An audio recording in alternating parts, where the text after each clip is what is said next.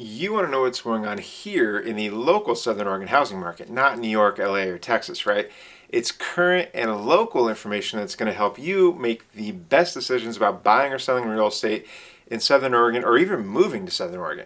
And that's exactly what you're going to get in this video right here and the rest of the videos on this channel. What we're going to talk about on this video today is an issue that is in the minds of the home buyers of Southern Oregon, the home owners of Southern Oregon, and pretty much anybody that lives in Southern Oregon, and that is the housing crisis in Southern Oregon. I'm going to explain it all to you. I'm going to tell you what the heck it even means to have a housing crisis. I'm going to tell you whether or not we actually have a housing crisis in Southern Oregon.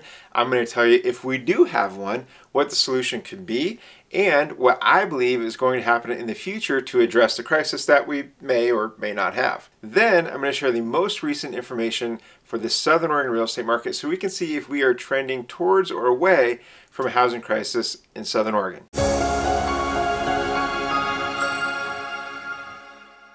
Hey, I'm Brian Simmons. I'm a licensed real estate agent with eXp Realty here in Southern Oregon, and I would love to hear your questions. So please don't hesitate to drop a comment down below in the comment section, or even reach out to me directly at 541-954-7758. You can call me or text me there. That's my direct number. If there's anything in the world I can do to help you learn, buy, or list real estate here in Southern Oregon. Now let's get into the topic and talk about the housing crisis in Southern Oregon. So first off, what is a housing crisis to begin with? Okay, and that really depends on who you ask. Okay, if you Google it, you're going to get a bunch of different responses about the lack of affordable homes, all the way to high rental costs and all sorts of other fair housing types of issues. So a housing crisis is actually more of a blanket term that's used to describe a less than ideal situation in the housing market that could be related to more of an economic situation or even more of a social situation.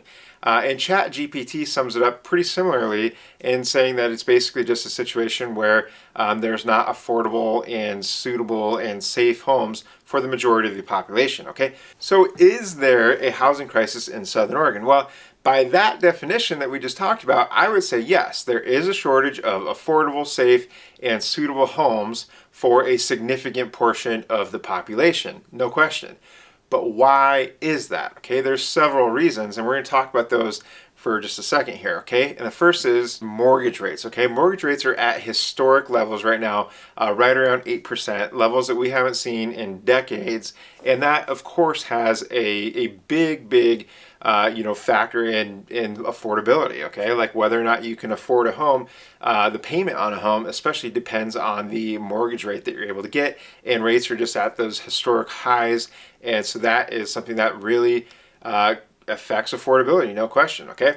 The other thing is supply, all right? The supply and demand, those are massive factors, okay? Supply is low and demand is high, okay? If you think about it, you probably know somebody who said, you know what, we're gonna wait to buy.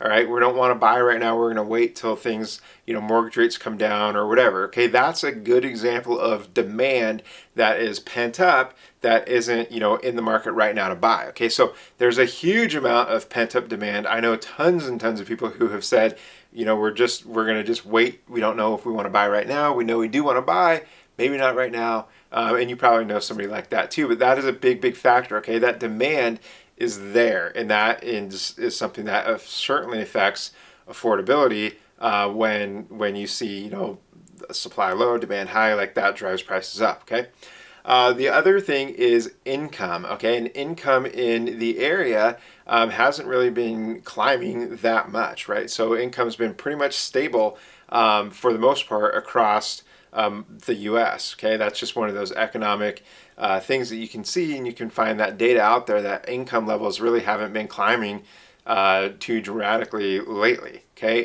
but what has been climbing dramatically lately is inflation, and that is another huge factor on affordability. Okay, if you don't have as much income to be able to spend on your mortgage because you're spending so much of it on gas and food and all those things that you need, those are all factors. Okay, so I just wanted to expand on all of those things so that you can kind of get a sense of like what all goes into play here, because it is a very complex thing. But affordability is really the common denominator amongst all of those things, because they all affect the amount of money that you have in your pocket that you could then spend on housing. So the question though is how do we fix affordability and end the housing crisis in Southern Oregon? It seems like a simple answer, right? Just make houses more affordable. And it would be really nice if it was that easy. But here's the thing.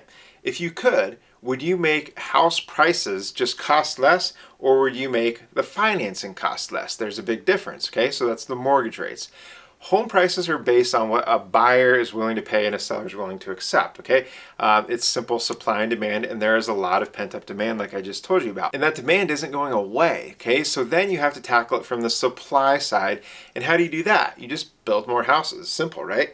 No, that takes years and years to solve the problem from the supply side by the amount of building that we're doing, outpacing the population growth of the area. And that isn't likely to happen given the just ridiculous costs and the development red tape and all the crap that goes around that. It's very, very difficult to do development, and it's certainly not an affordable thing. So what is the answer? Well, here's a solution that I think could work and something that I could actually see happening, and it starts with the government at the state, local, and federal levels, okay? And so the first one is just at the local government level, and I'm talking about the counties and the cities and what they could do to help this issue and to help solve the housing crisis of Southern Oregon is to make development much easier and to make it much less expensive, okay? Make it easier to put an ADU, an accessory dwelling unit, on your property. That seems like such a no-brainer, and that's should be very, very easy to do. Number two is that the state government needs to support the local government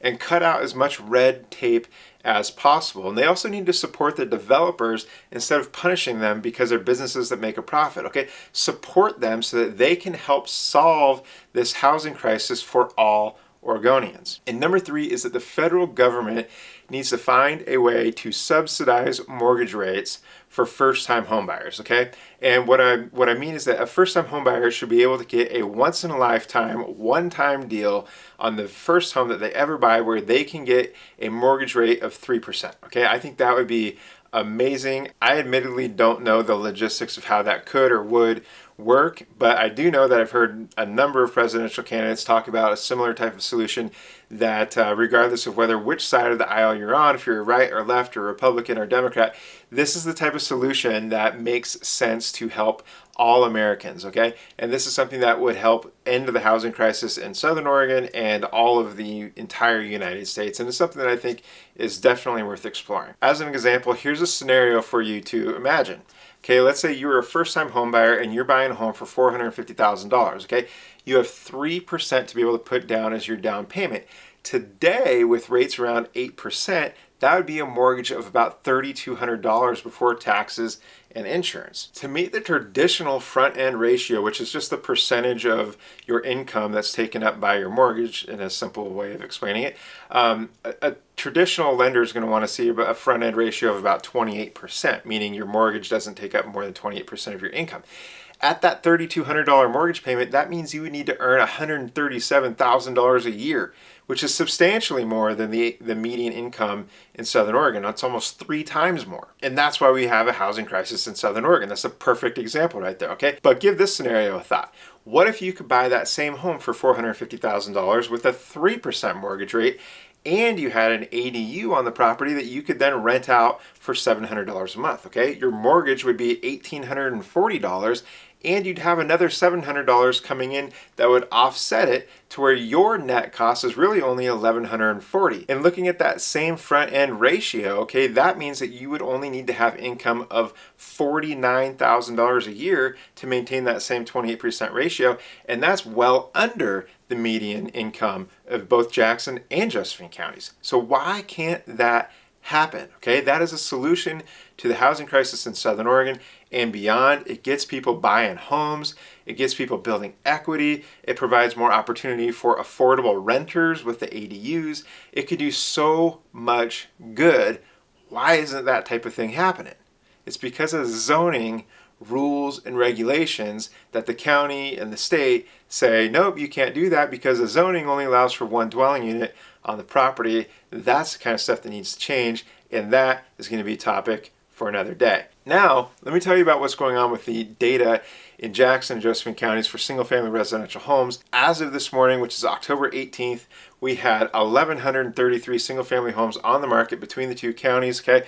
Over the last week, we had 84 new listings hit the market, 128 price changes, 30 came back on the market, 77 pending, 70 closed, and 30 expired, withdrawn, or canceled. So we're staying pretty stable around the 1,130 units on the inventory and have been there for the last 6 weeks. Historically, we tend to see that start to decline this time of year, and I still think we will. I think we'll end up probably right below 1,000 homes on the market between the two counties to start the new year, but we'll definitely keep an eye on that, and I'll definitely keep you posted. Again, I'm Brian Simmons with eXp Realty, licensed real estate agent here in Southern Oregon, and if there's anything I can do to help you learn, buy, or list real estate here in Southern Oregon, I hope you will not hesitate to reach out. Call or text me at 541-954-7758 or drop a comment in the comment section down below here. Don't forget to click that like button, hit the subscribe icon, and I will see you on the next video. Have a great one.